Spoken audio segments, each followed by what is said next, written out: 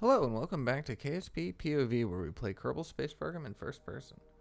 As you may have noticed, or may be noticing now, this is actually quite a long episode, much longer than the typical POV. However, this is all dedicated to a very large and very important mission, and we are finally going to the Mun with a crewed Kerbal capsule. And we're going to get a whole bunch of science there. We're going to place a satellite in orbit there, and we're going to start making our moves towards landing on it, because having some sort of communication there before we send landing probes will be crucial, as well as gathering all the science and completing a contract to boot. So there's a lot to be covered here. I do edit, so it's not just the full uncut footage of the mission. There's quite a lot that we ended up doing, but I'm excited, and I tried to fit it all in one episode. I tried to be as concise as possible, but anyways, this is what started it all off. We had the contract to perform a crewed return from the Mun, so we have to take a Kerbal out there and bring him back safely. And we have yet to do quite a few experiments near the Mun. We have the Science Junior, which can be reset by a scientist, so that would be the best goal. As you see, we still have the three main contracts that we have yet to complete, and that is landing on the Mun with a probe, as well as completing the Strategia contract to land in 3 different locations with a probe. And of course, we have yet to establish orbit, apparently. But anyways, here we are. We're going to design our capsule. We're keeping a probe core on there because we're going to be taking Bob, the scientist, and since he's not a pilot, we're going to need some sort of control on it. So we put a reaction wheel, a crew capsule, a Science Junior, and this little storage compartment, and we're going to fill these with 2 of each experiment that we can, particularly the resettable ones, but more importantly than that, the ones that we haven't gotten yet. So the thermometer and the barometer we don't need to put in there. So I took off the reaction wheel, and I'm putting on these D-Magic orbital science experiments, the Gorsat, and the I can't remember what that one is, but that little box. I believe the box can be run in only high space, and the other one can be run in both. But yeah, we don't have any of that science from the Mun because the experiments are too large for the probes that we've sent. We don't have any good solar panels, so we're going to have to stick with these extendable ones that cannot be retracted. And we don't necessarily need these communitrons, and we definitely don't need 2 of them, but I kind of like the way that it looks in this little almost Sputnik-like fashion where the antennas stick out from the back. So we're going to cleverly name this the ComSat Placer 1-Mun, because naming is my forte after all. We're going to put in our action groups it's important to name them in the description with the IVA mods that I'm running, because sometimes you can get those, the switches for the action groups will have those words as their label. So I'll know which switch is for high space science and which switch is for, deploying or arming my parachute and turning on the radiators and whatnot. All the different things. It's very important. Here I am just putting on the science experiments onto the different action groups, as well as setting up my descent action group. I'm going to start with some drogue chutes and finish off with some side-mounted reel chute parachutes. I'm going to arm these still fairly low, but safe enough, hopefully, to bring us back home. I also like to have radiators on crafts like this, and especially crafts with Kerbals on them. I believe it does help keep some of the heat from overloading the cabin and the experiments. And that Science Junior just loves to explode. It just, every single time that it can get a chance to explode, it does.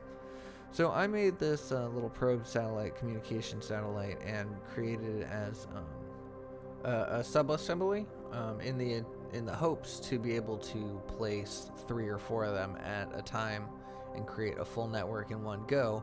However, this satellite is too large, and it was just going to be too much of a hassle trying to organize it in such a way. So instead, I'm just going to place the one. I think that'll be all right for now. We don't need a full network to land a probe, as long as we have one satellite in the air, or in the space. It'll be fine. So I go ahead and tack on this this little satellite, gave it an extra fuel tank so it can maneuver around on its own, and put it all up in a fairing. We're going to place a camera on there because we need to have some sort of visuals. I mean, we don't need to have visuals in order to do everything we need to do. We can do it all through our IVA, but it's always helpful to have some sort of idea. So I just had a successful test. I started this off in orbit and was able to get both to the Mun and return with everything that I need to do. So it's time to build a lander. Let's get our decoupler on here, and we're going to start using or make use out of the larger pieces that we've had, the larger engines, the M.A.C.H tanks and everything. We're going to build this toothbrush looking thing, throw some tail fins on there. I really like the tail fins because they're all moving parts, and you don't have to worry about having control surfaces on there. You can just have the one piece, and give it a little bit more fuel, because why not? So it doesn't hurt when it comes to crewed missions. It doesn't hurt to over-engineer a little bit. And we're gonna bring it back in here once more. I wanted to confirm my stages were correct. I wanted to give Bob a little more fun of an outfit, but then I also thought about it, and I have stage recovery on this, and through my tests I found out that this lower stage is capable of not coming into orbit with us, that we can return it back to Kerbal, and if we place enough parachutes on it, we'll be able to recover the cost for it. And the the translunar stage and the return stage there will be on a suborbital trajectory as well when we come back, so putting a couple of parachutes on that will save us some cost as well. So it's important in this playthrough and the previous ones as well. I've gotten a lot better at keeping my space trash to a minimum, either through the usage of stage recovery like this or explosives, using the TAC explosives mod. But it helps. Keeping a low debris count helps for the computers with poor performance. It helps keep everything run a little more smoothly. Once again, we brought it off the launch pad and brought it back on because we have these fun little flags, and I've been making a point to try to use them as much as possible. These are, I did put together this mod. It's called the NG flags. You can find it on CCAN. But I wanted to put the Mun flag on there because this rocket's going to make it to the Mun, so we're going to dedicate this mission to that. And lastly, I forgot to put any cameras on the outer stage, the stage outside of the fairing, so I want to do that. And then after one last test, I realized that I could use, with a little more oomph coming off the launch pad, just a little bit higher thrust to weight ratio. So we're going to throw on these little SRBs, pretty heavy duty ones. I accidentally triplet 20 dodecated these SRBs. As you see, they're having some weird graphical issues, and that's because that's many SRBs in a single spot, and it was just It's not working out for me, so I'm going to end up replacing them and fixing them with a correct set.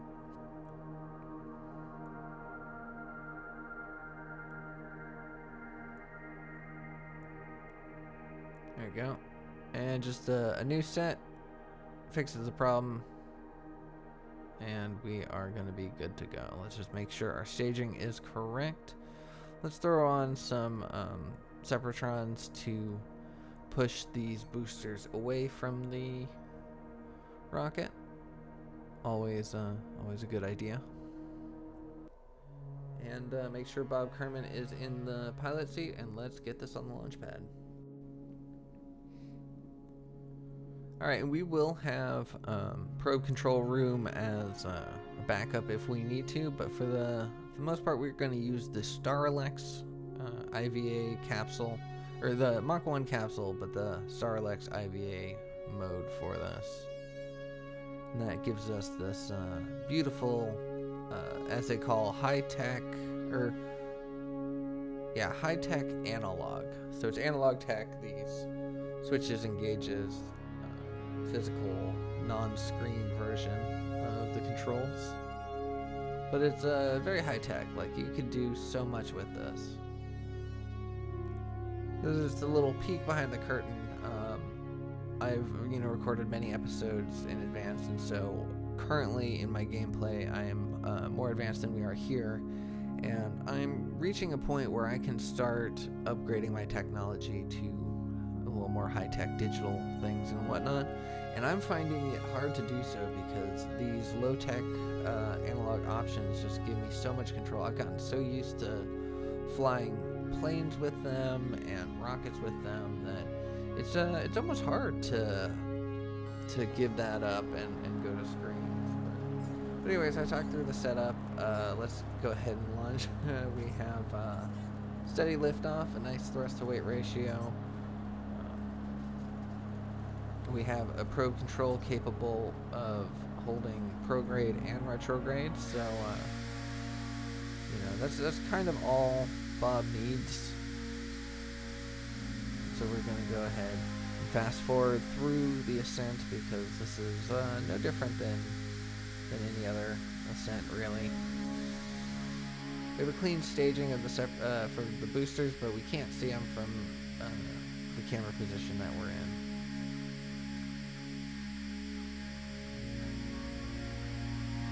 And we could have had a better angle.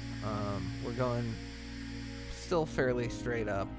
We could have had a better gravity turn, but it's okay. With a craft like this, we have more than enough delta V. That Rocco Max tank can really hold a lot of fuel.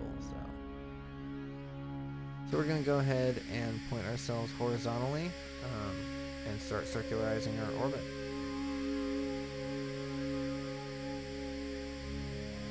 This is sped up footage, of course. It did take a bit of time.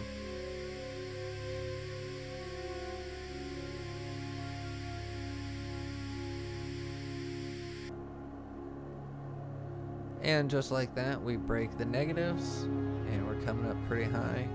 And we have circularized at 71.5 kilometers.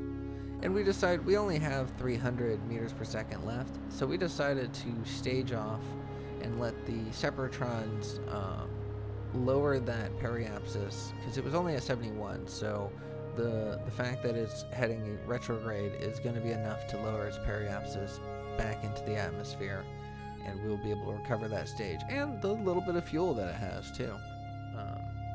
So that's going to be pretty great. So we're going to rotate our capsule so our window is facing the sun, so that way we know that if our window is facing the sun, then our solar panels are angled correctly, that they should be able to capture some sun. So we activate Action Group 2, and that deploys our solar panels and opens our service bay so we can start doing some science. We're going to go ahead and activate Action Group 1, which deploys the satellite as well, because there's no real reason not to. It's just going to give us some extra solar panels for the journey, and that way we don't have to forget. And so while we're at it, we're going to do some science. We don't really have any experiments except for the target scanning camera, which only yields a low amount every time, so it takes forever. You have to do that many times to fully check a biome, but might as well grab it. This is going to be a mission for science. And we upgraded our astronaut complex so we can now take our astronauts on EVA. And that's going to be a huge aspect of this. Bob Kerman, the first astronaut to step outside of the capsule, to float freely, untethered, and hopefully make a safe return. We can still complete this mission without him. We can deposit the satellite where it needs to go and return the science back home, all controlled through the probe control room. But we will have failed that contract and lost the Kerbal, and so that is unacceptable. But here he is, just floating out. He's going to grab the data from the onboard camera, which is the only experiment that ran. I'm going to click around, see what else he can do. He also can take EVA reports, which are good. And that is something new, because probes cannot tell you what it feels like to float in space like this.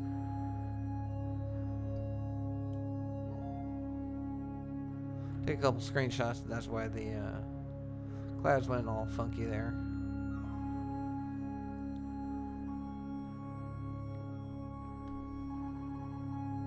But we're taking ever so gently, being very careful not to make any life-threatening maneuvers. If we smack into this capsule, it will start spinning the capsule and make retrieval of that ladder much harder.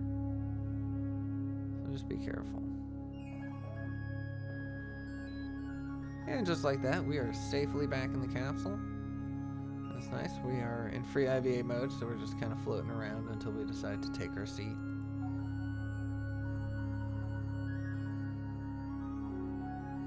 So we're going to target the Mun, because it is now time to start making our translunar injection, our transmooner injection. That antenna right there is also pointed in such a way that if pointed at the sun, I will be able to capture its sunlight with our solar panels, so that's good. So I locked the stage, so that way we don't separate by accident. I don't hit my keyboard unintentionally. And we are going to get ourselves ready. Rather than plotting a maneuver and using the map mode or anything like that, we're going to use the ejection angle gauge here. And basically what that means is that if you point prograde, excuse me, that was a little hard to say. If you point prograde at this, when these two line up right here, at least for the Mun, when these two line here, and then you fire, you will make a connection with the Mun where it's in its orbit. That's the goal, anyways. So let's go ahead and make that long burn.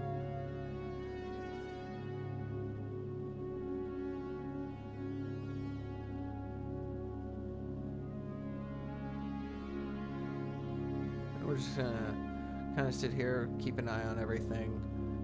You can't really time warp or physics warp with something like this because you don't have a maneuver set, so you don't know the exact time to kill your engine. You're kind of having to rely on the data from the screen. For some reason, it wasn't showing me my stage. It was only showing me my total delta V, which was not great, but I decided, well, you know, that's what I brought up at the bottom, so at least I can have an idea of how much fuel I have left. That top number right there is our closest approach, and so that's going to be what our periapsis ends up turning into.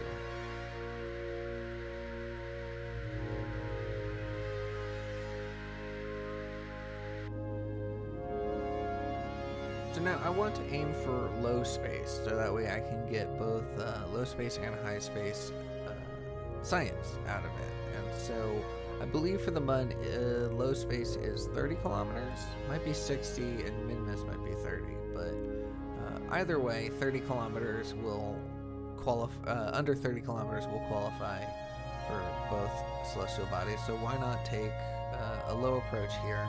So I'm going to aim for somewhere around 20 to 25 kilometers. And somehow I managed to hit that right on the money. And so I'm going to take that and feel pretty good about that. I'm going to need to look at the map view just to confirm that I am indeed reading these numbers correctly. So I'm going to go here, and I can already see that I have an encounter with the Mun. And when I go ahead and focus on the view, I am indeed at 25 kilometers. So that was very cool. I felt very accomplished. It's always nice when you can learn a system and use it correctly. And something like making a planetary or celestial body transfer using just the numbers, just the phase angles, and proper understanding of orbital mechanics is just very gratifying.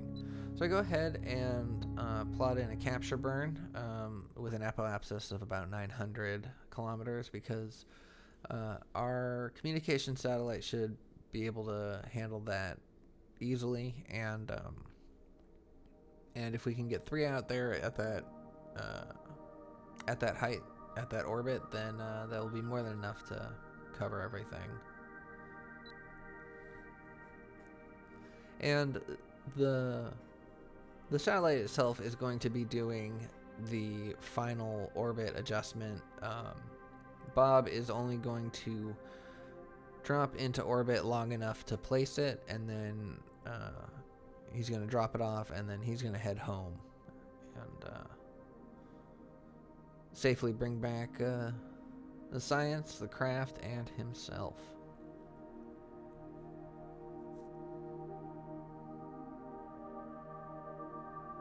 So once again, the window, the porthole window, is pointed towards the sun, so our solar panels are.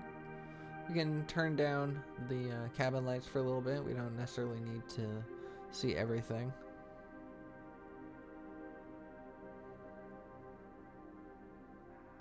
However, that's when I kind of realized that I'm actually in high space right now. I'm 200 and some odd kilometers up. So I'm actually going to turn the cabin lights back on, and we are going to go out on EVA and get some more science done. Now, I don't know what's up with this graphical glitch that part of the helmet comes through. I think it's a problem with Through the Eyes of the Kerbal mod. It's kind of always happened. I've never really understood what the cause of it. I just kind of took it at face value as that's just something that you put up with. It's not every time, but it is annoying sometimes when that helmet covers the view that you have. Sometimes it can be very intrusive, but something like this right now where it's just kind of hanging out at the bottom of the screen, that's not too bad.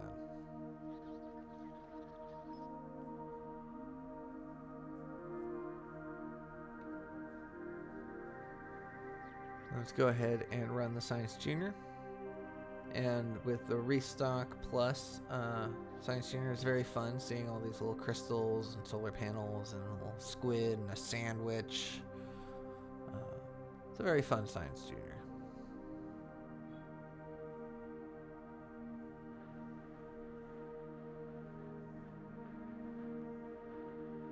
Getting my controls ready so I can get my EVA going, report going.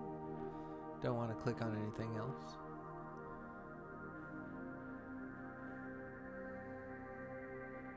And we're going to just go ahead and link back up onto the craft.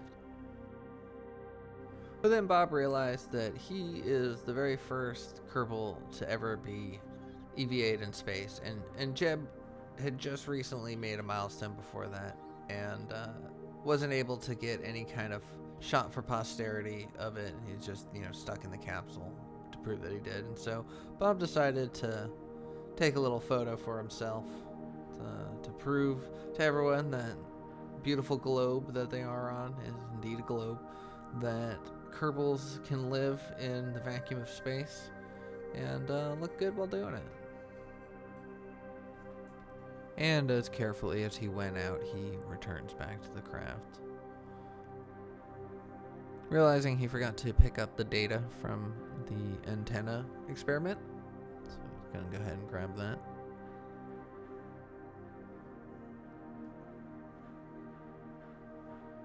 As you see here, the helmet turns and adjusts based on how much you've clicked, and the little glitch positions itself based on which way you're looking. So based on which way you're looking, it can be quite a hindrance. And there we go, once again safely back in, and that is always reason to celebrate.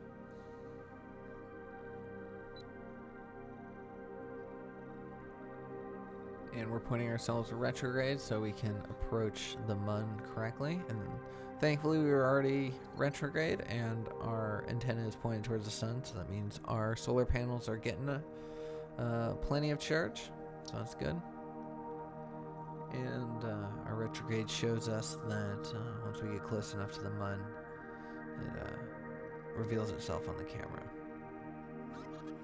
Did have to save and come back, and when I came back I was pointing a little bit different of a direction, but now that we are in the sphere of influence of the Mun, we can do our science. Not every experiment will yield anything, but quite a few things are new, including the crew report, because this is the first time a Kerbal has ever been so close. And Jeb is once again a little furious that Bob is taking that milestone for himself. But Jeb is slated to be the first Kerbal to put foot on the Mun, and so therefore he shouldn't complain that much. So Bob once again does his duty and collects the science experiments. If all goes according to plan, we should be able to rake in quite a hefty chunk and unlock some really great things soon.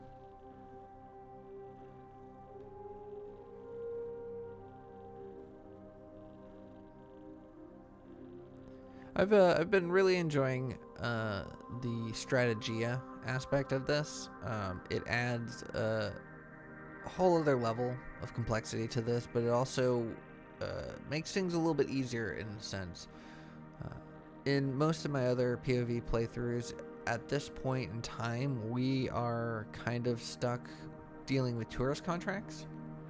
You know, bringing tourists up to space, bringing them past the Muns and everything. And we kind of have to do that in order to afford to start going to distant places and getting better science, and that science will, you know, unlock things to get better missions and things like that. But at this point, typically we are stuck at the mercy of the tourist because we need money. But with Strategia, it's paying me to do the things that we need to do in order to get our agency off the ground anyways. And so when I was doing all that science around the KSC, I was also getting paid for that. And then now that we're doing stuff in space, we're going to be getting paid for that. And soon we're going to be landing probes on the Mun. And as long as we complete the program for that, we're going to be getting paid for that. And that's going to further our goals, so that way we can actually put off doing space tourism until we're ready for it, until we want to do space tourism.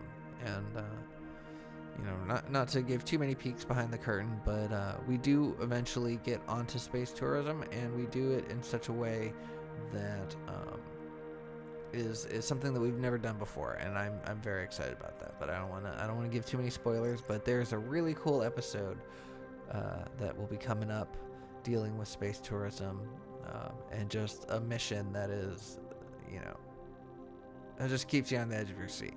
But that's for another time. Here we are, approaching the periapsis of the Mun. We are going to be making a small capture burn. It's only going to take 113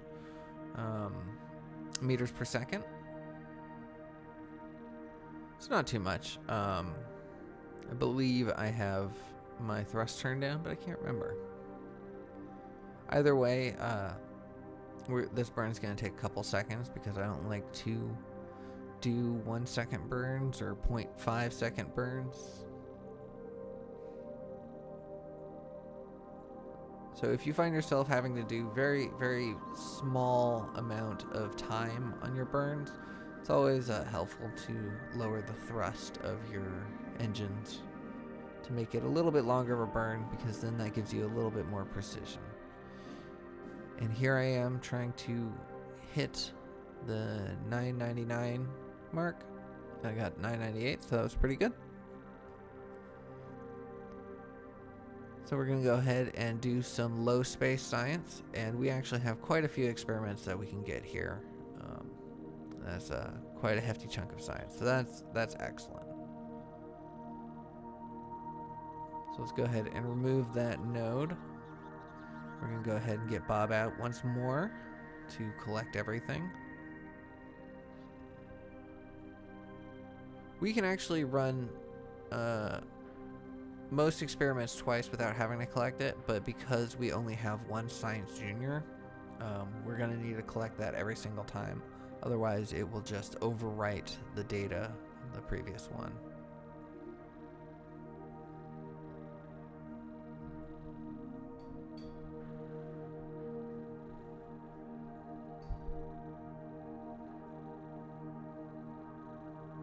It's beautiful to float out here with the mud in the background. We have parallax installed, so it has a little bit extra detail than the normal stock mud.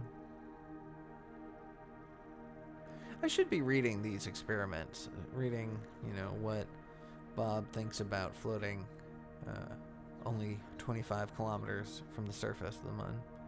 You get a nice little view of Eve over there in the distance, a little purple light. That is from the Distant Object Enhancements mod, I believe. I could be wrong on that. So let's go ahead and collect the Science Junior. And that will be the last of our experiments. We're going to go ahead and place the experiments in the capsule. I know we don't necessarily need to. We can just enter the capsule and that will bring it with us. But I like to just visually see all those experiments kind of loading up in there before I even hop in.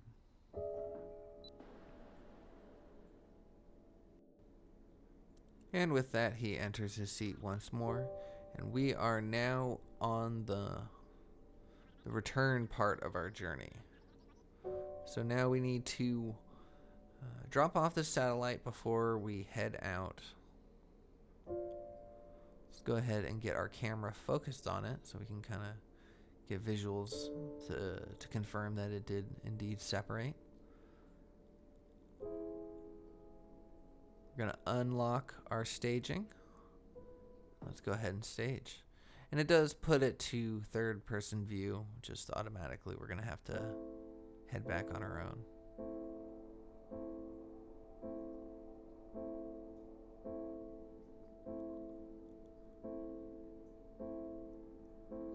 So once more regained control of the craft, we can see that the satellite separated nominally. Everything is good. Got to put our interior the way that we want it again. For some reason, we don't have control of our SAS. We can't click the buttons the way that we wanted to. Our DPAI is still working.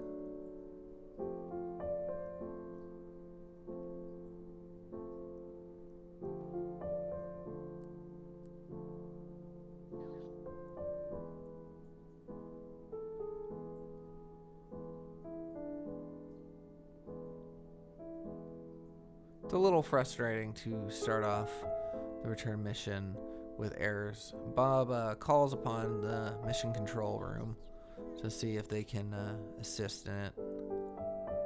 But sadly, their buttons for prograde and retrograde don't work either.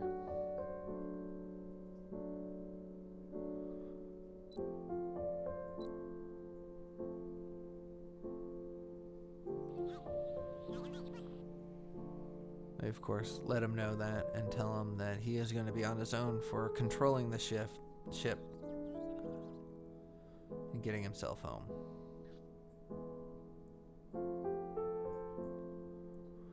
So we're quite a bit past our periapsis, so we're going to go ahead and make one full orbit around the Mun to return to it once more, and we are going to utilize the speed of our periapsis to break the sphere of influence of the Mun once more.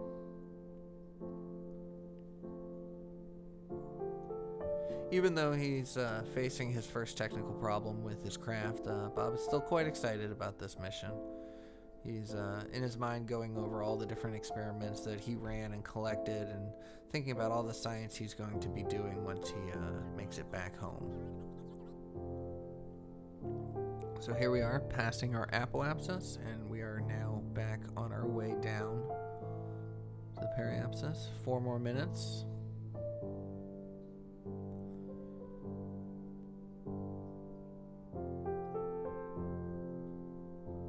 And we're just carefully time warping forward, making sure that we don't go too far.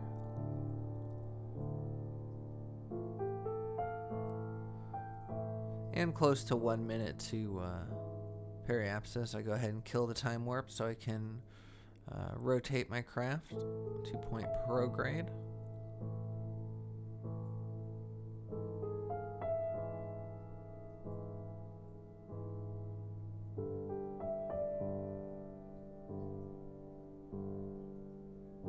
Overshoot my target a little bit, but this craft has a decent enough reaction wheel on it that it's pretty easy to reposition yourself.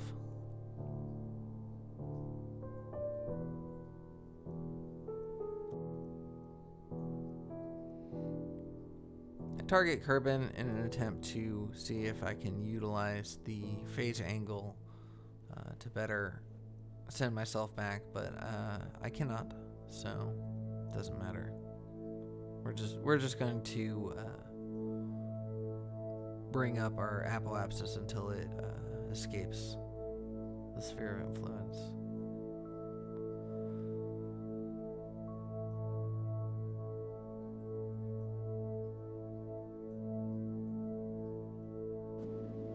There we go, and a fire. And that's all it took.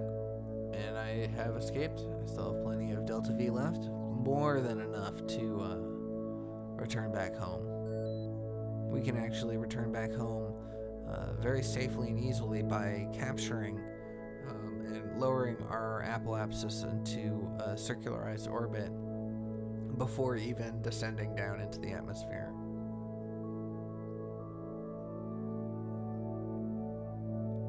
So I get a nice shot of both Kerbal, the sun, and the Mun. And I go ahead and time warp away.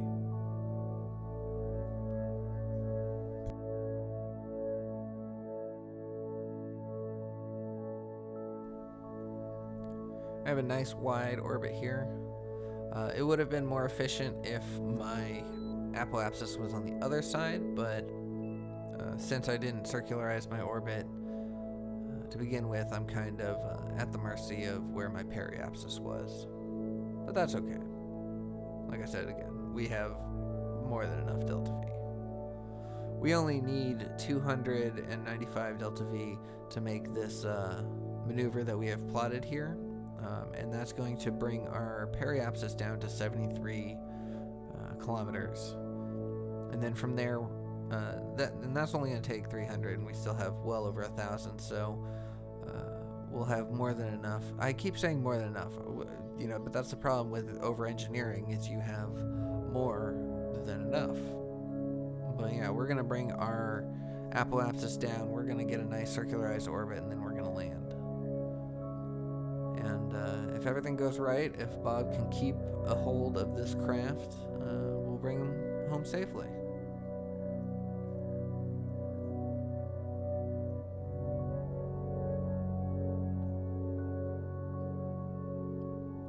So I'm rotating myself to best capture the sunlight. I can't exactly tell where the sun is because my camera with the antenna that pointed at the sun is gone, so I'm just kind of utilizing the actual sunlight on the craft to kind of guess. So we're going to time warp to our maneuver, using the map view to do so, because then we can guarantee not to overshoot it.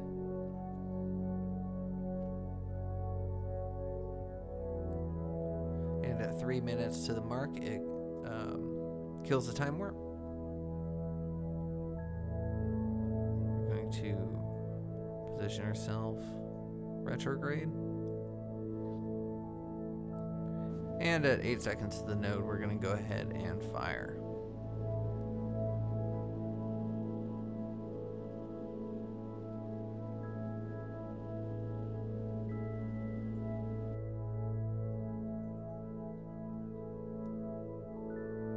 So I'm not entirely sure why I stopped here and what my logic is. It ends up working at some point, but I clear my maneuver node, and at 2,300 kilometers above the surface, I decide to flip around prograde. I think it was because I might have misread that. Oh, you know what? That's what it was. I misread that. I thought it was 23 kilometers above the ground, and I thought we had overshot our goal. That's right. Sometimes after seeing this footage, and you know, it's been quite a long time since I've even, you know, I played this footage, and so I forgot. Sometimes you forget your mindset of things. It's like, why am I doing this? Why did I just stop at 2,300 kilometers?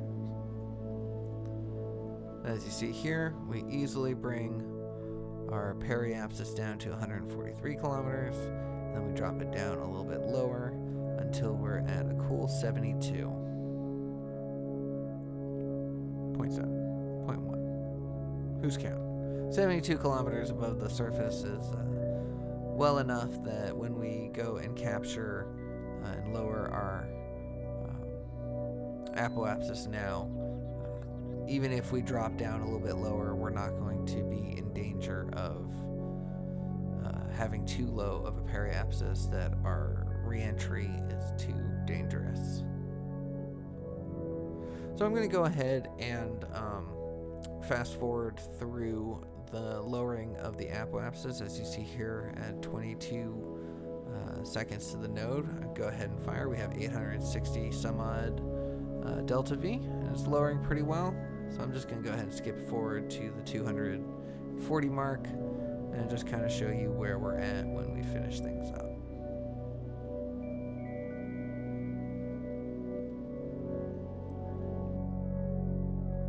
So there we go. That's a pretty decent orbit right there.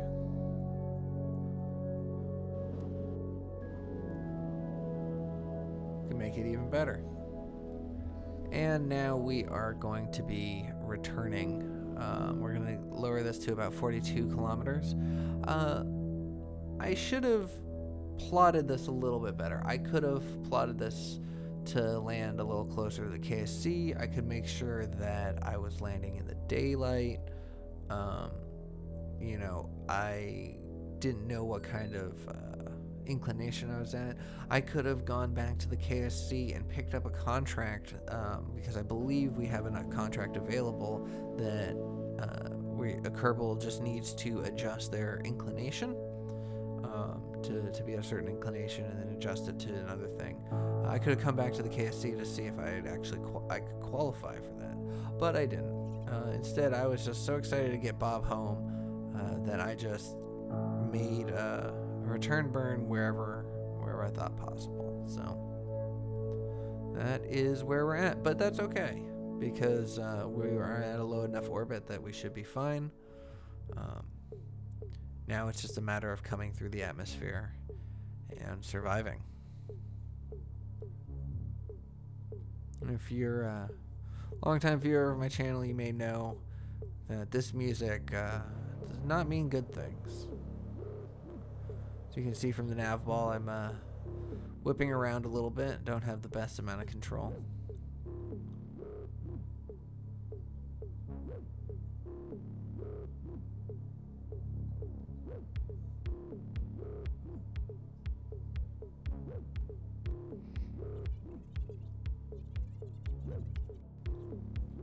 And I didn't quite pay attention enough, and I forgot to stage off the lower part where my engine is, the engine and the fuel tank. So we don't have access to our heat shield at the moment because our fuel tank is acting as that.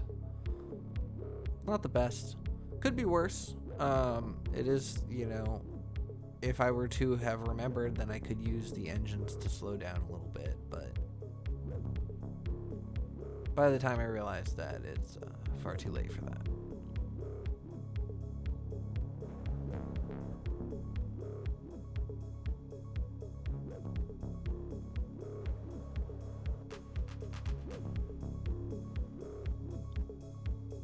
Not to mention I only had a little bit of Delta V anyways. So now the heating effect is starting to show up on the camera.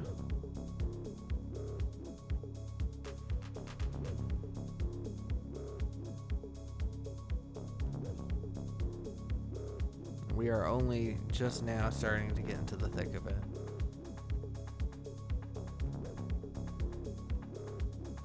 Navball will show you what kind of control I had during this descent.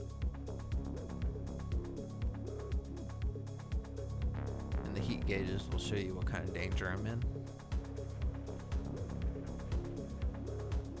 I utilized the last of my fuel, and it doesn't do anything. So I turned myself sideways so I could stage off the lower stage without it interfering with my craft.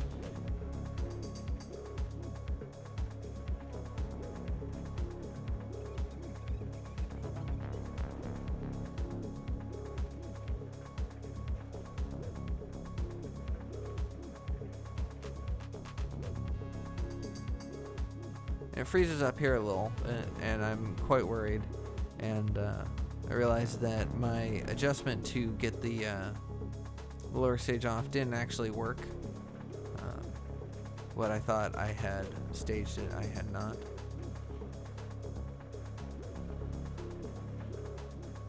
So once again, I turned myself. This is quite dangerous. At these speeds, at this altitude, I could possibly not recover from it. But it's worth it to get that lower stage off. Thankfully, the reaction wheels are strong enough, but I was fighting that the whole way through.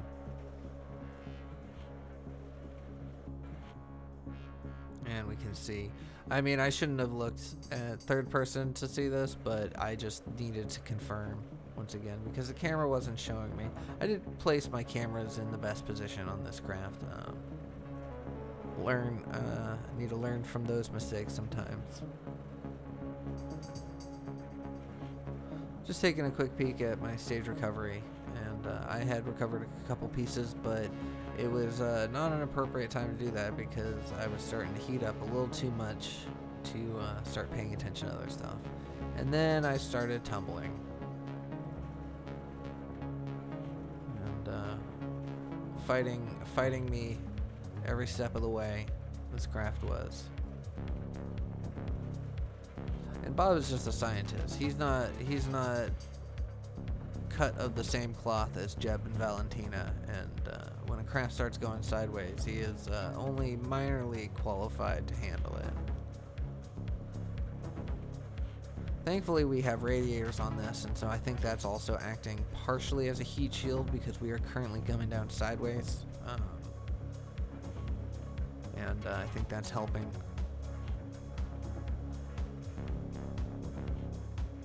We're only at 25 kilometers, and so that means we still have a little bit of ways to go before any of this calms down. There's still plenty of time left for this whole capsule to explode, all that science to be gone, Bob to be dead, and this whole mission to be worthless. We've done pretty good not holding any funerals this far.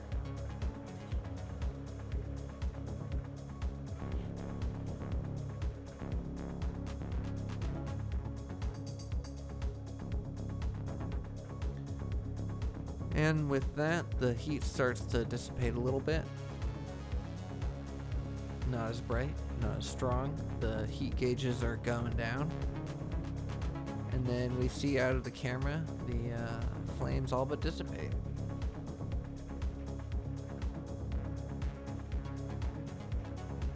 Still not exactly pointed retrograde.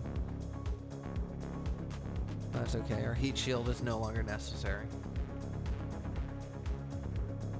I used to jettison the heat shield when I no longer needed it, but I found that sometimes was more of a hindrance than a help, because it would, the air pressure would push it back against your craft, and sometimes it would knock it out of position. Sometimes the heat shield would come rocketing back at your craft and destroy parts of it. It just wasn't worth it.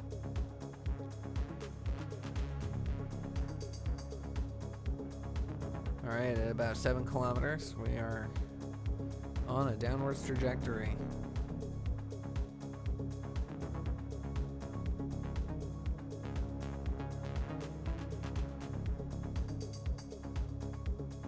Our parachutes are rated for 2,500 kilometers.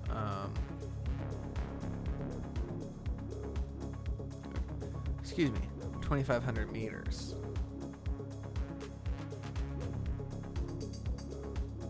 We're at 3.3, coming through the cloud layer.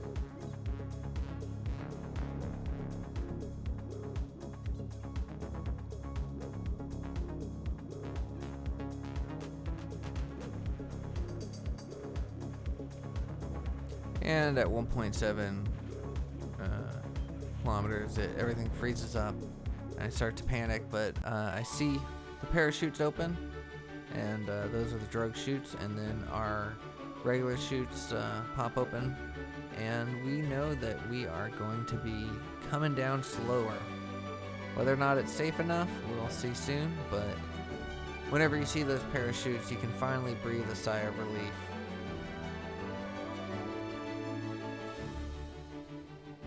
And with all of my parachutes open, we are coming down at a safe enough speed that we are guaranteed to land. And Bob can come home and tell the tale. Start work on all that science so we can start unlocking new pieces and finally shut Jeb up and get him out there out into the vastness of space. And Valentina's being very patient. It's going to be her turn as well, but she has some other missions to do. She wants to explore our world as we know it as well. There we go. We have made touchdown, or splashdown, and Bob calls for his rescue, and he's going to sit patiently, turn off all the systems that aren't needed, and sing to himself a little bit as they go and pick us up. So Mission Control calls the recovery team and then calls it a day. But anyways, this is where I'm going to leave today's episode. Thank you so much for watching. I hope you enjoyed it. I hope you're looking forward for more POV. If you did, please consider giving me a like, drop me a comment, let me know your thoughts, and I will see y'all in the next one. Take care. Why, just look at all that science.